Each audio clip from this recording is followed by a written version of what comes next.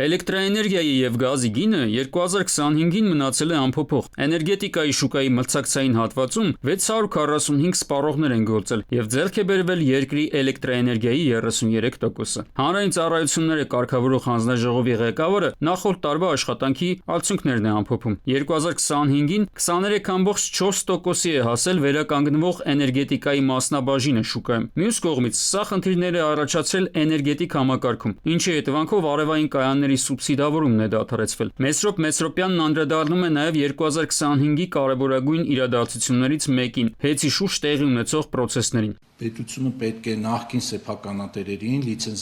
բաշխման լիցենզավորված գործունեություն իրականացնելու համար անհրաժեշտ գույքի սեփականության իրավունքի օտարման գործընթաց սկսի եւ դրա շրջանակներում պետք է գին առաջարկի նախկին սեփականատերերին եւ եթե կգան համաձայնության շատ բարի, եթե չի լինի համաձայնություն, հանրային գերակաշահ ճանաչելու ճանապարհով այդ օրենքի այդ կետով կշարունակվի հեծի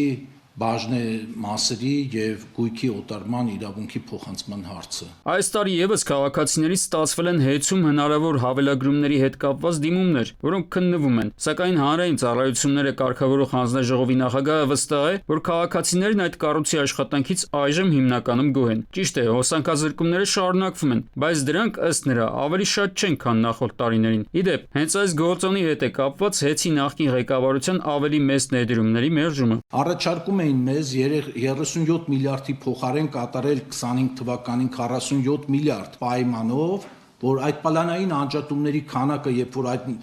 մեծածավալ ավելի շատ ներդրումներ կատարելու հետևանքով պետք է ավելանան, պետք է դրանք չազդեն որակի ցուցանիշների վրա, ինչի հետ հանձնաժողովը չի համաձայնել։ Ի դեպ, ներդրումների մասին նախորդ տարի առաջին անգամ Veolia ջուրը պետության հետ համատեղ համակարգի արդիականացման համար ներդրել է 10,7 միլիարդ դրամ։ Սրա արդյունքները սպառողները պետք է որ առաջիկայում նկատեն։ Մյուս կողմից, քաղաքացիները ստաբիլ դժգոհում են նաև ջրամատակարարման համակարգի աշխատանքից։ Ինչու այդ դեպքում հանրային ծառայությունները կարգավորող հանձնաժողովը նույն մոտեցումը չի դրսևորում Veolia-ի նկատմամբ։ Եթե Աստված մի արասցե վաղը մյուս օրը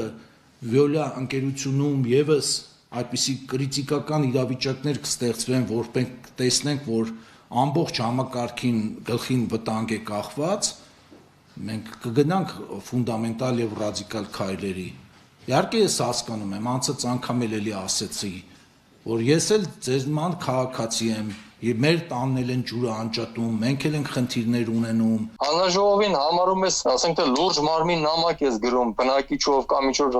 բիզնեսի կողմից ինչ-որ խնդրի համար, ինքը այդ նամակը վերցնում է հաստիագրում է Veolia-ին, Veolia-ից ստանում է պատասխան, ու պատասխանը դնում է իր նամակով քեզ է ուղարկում։ Այսինքն ինքը փոստատարի դեր է կատարում։ Մեզ պետք չի փոստատար հանրաժողով, մեզ պետք է հանրաժողով, որը ակտիվ տիրապետում է գործունեությանը ու կատարում է գործունեությունը։ Այս տարի ատոմակայանը տևական կանգնելու է տեխնիկական սպասարկման համար։ Մեսրոպ Մեսրոպյանը սակայն չունի մտավախություն, որ ատոմակայանի աշխատանքի դադարեցումը հնարավոր է առաջացնի էլեկտրաէներգիայի դեֆիցիտ ներքին շուկայում։ Արմեն Աթալյան, ժամը լրատվական։